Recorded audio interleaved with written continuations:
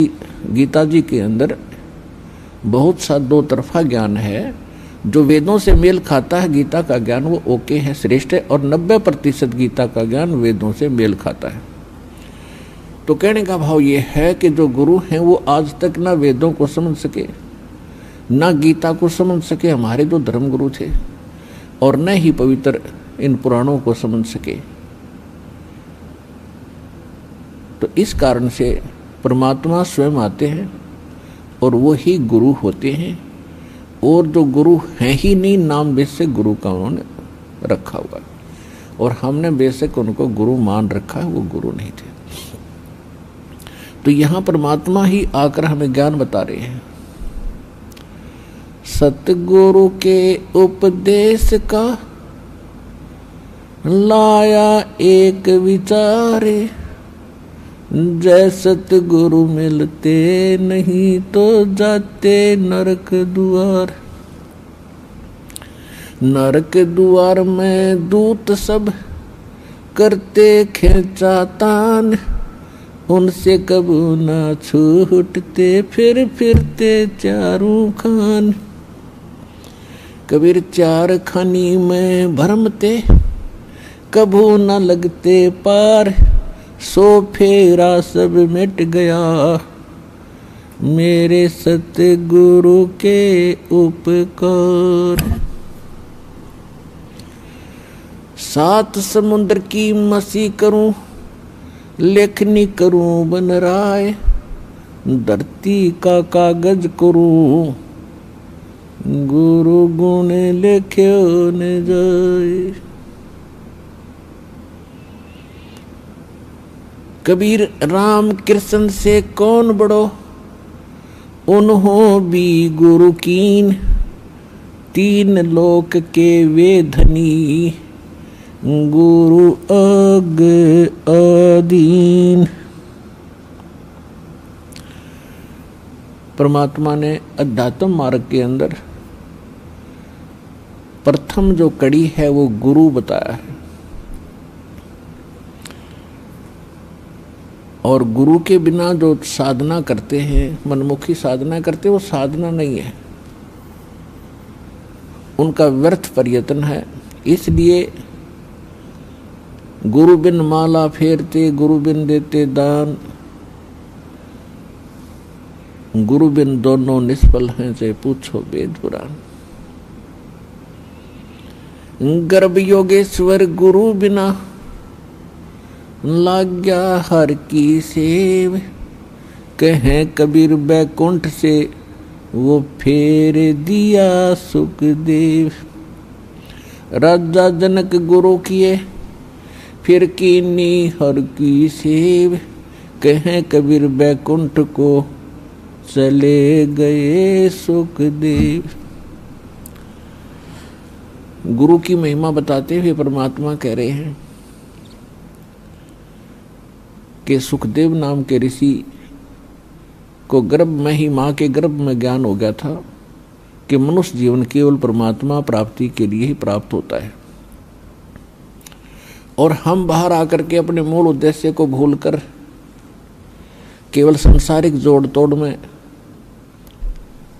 इन कोठी बंगले के बनानों में ही अपना जीवन नष्ट करके और एक हारे हुए जुहारी की तरह हाथ मसलते हुए चले जाते हैं।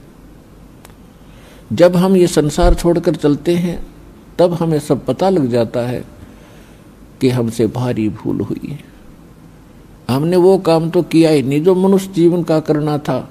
ये तो पक्षियों जैसे ही काम किए और उसी में सारा जीवन नष्ट करके और फूले फिरते रहे।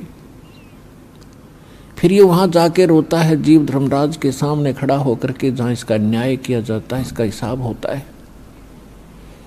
तो बहुत रोता है, बहुत पछताता है, इसको पश्चाताप करता है। फिर इसको सब बातें याद आती हैं कि जब तू मानव शरीर प्राप्त करके यहाँ से गया था, कितना शुक्र मनाया था भगवान का, और क्या क्या प्रॉमिस किया था भगवान, भक्ति गणी करूँगा और पेट गुजारा तो आपने ही देना है दाता। तो उस समय उसको याद आती हैं वो बातें।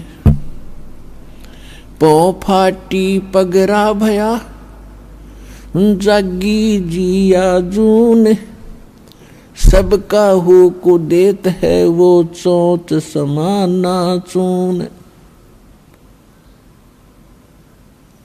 सभी प्राणियों का, जितने भी ब्रह्मांडों के अंदर जितने प्राणी हैं, सबका वो परमात्मा पालन करता है।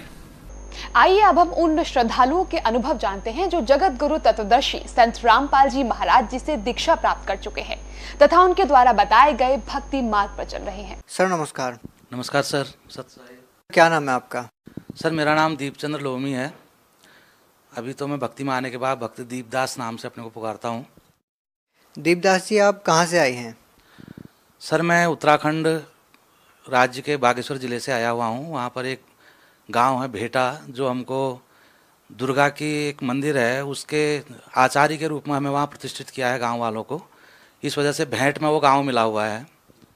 सर संत रामपाल जी महाराज से कब जुड़े आप? सर मैं 25 अप्रैल 2013 को परमात्मा सदगुरु रामपाल जी महाराज जी की शरण में आया था। सर संत रामपाल जी महाराज से नाम दीक्षा लेने से पहले आप क्या भक्ति साधना करते थे? सर कुछ पिछले जन्मों के संस्कार होंगे, जिस वजह से मैं बचपन से ही काफ़ी भक्ति में रहता था, साधु संतों के साथ रहता था और जो लोकल बाबा लोग थे उनके साथ में रहता था, अखाड़ों में काफ़ी रहता था। मैं 7वीं 8वीं क्लास में पढ़ता था, तभी से हारमोनियम तबला वगैरह भी बजाने लग गया था और भजन कीर्तन कई किस्म के ऐसे आयोजनों में जाता रहता था। हमारे घर में हर साल अखंड रामायण होता था। पूरे नज़दीक के गांव वालों को मैं निमंत्रण देता था, भंडारा भी कराता था, मंदिरों में भी काफ़ी सेवा करता था, भागवतों में काफ़ी, मैं ब्राह्मण के तौर पर भी रहता था क्योंकि ब्राह्मण जाति में मेरा जन्म हुआ है। और इसके अतिरिक्त मैं 3 बार अमरनाथ यात्रा करके आया। बाकी इधर के भी मंदिरों में, अपने उत्तराखंड के मंदिरों में तो कई बार जाता ही रहता था। अन्य भी कई धामों में मैं बद्रीनाथ, केदारनाथ, हरिद्वार, इन सब जगहों में कई बार जाता रहा। इसके अलावा नवरात्रि हर बार साल में 2 बार होती है, दोनों बार करता था। सपरिवार हम भक्ति करते थे और इतना सब कुछ करने के बाद भी हमें कुछ ऐसा आभास नहीं होता था कि पूर्ण इससे आगे भगवान कौन है। राम की भक्ति करते हैं तो विष्णु बड़े हैं, विष्णु के अवतार हैं। कृष्ण की करते हैं तो उसमें भी शक होता था कि इनसे बड़े भी भगवान हैं। दुर्गा की भक्ति करते समय कभी ऐसा लगता था कि सबसे बड़ी यही है, क्योंकि ब्रह्मा विष्णु महेश भी इनकी भक्ति करते हैं। और ऐसा चाहत होती थी कि हम सबसे जो बड़े भगवान हैं, सब भगवानों से बड़े हैं, श्रेष्ठ हैं, उनकी भक्ति करें।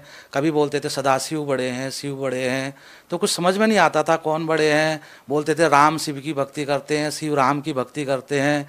राम का द्रोही शिव का द्रोही हो जाता है और शिव का द्रोही राम का द्रोही हो जाता है। हमारे समझ में नहीं आता था कि एक भगवान अगर है तो हम इतनी भक्तियाँ करके एक भगवान को कैसे मान सकते। सर पहले आप इतनी सारी पूजाएं करते थे, आपकी भक्ति में बहुत गहरी रुचि थी, भगवान के प्रति आपकी इतनी दृढ़ आस्था, आपने अमरनाथ यात्रा, बद्रीनाथ यात्रा, केदारनाथ यात्रा आपने की है, आपने भजन, संध्या पाठ, जागरण वगैरह भी किए हैं। इतनी सारी भक्ति करते करते भी आप संत रामपाल जी महाराज की शरण में कैसे आ गए? सर मैं भक्ति तो बहुत करता था, लेकिन उस भक्ति के बाद में हम आरती भी करते थे, जिसमें हम कहते थे कि विषय विकार मिटाओ, पाप हरो देवा।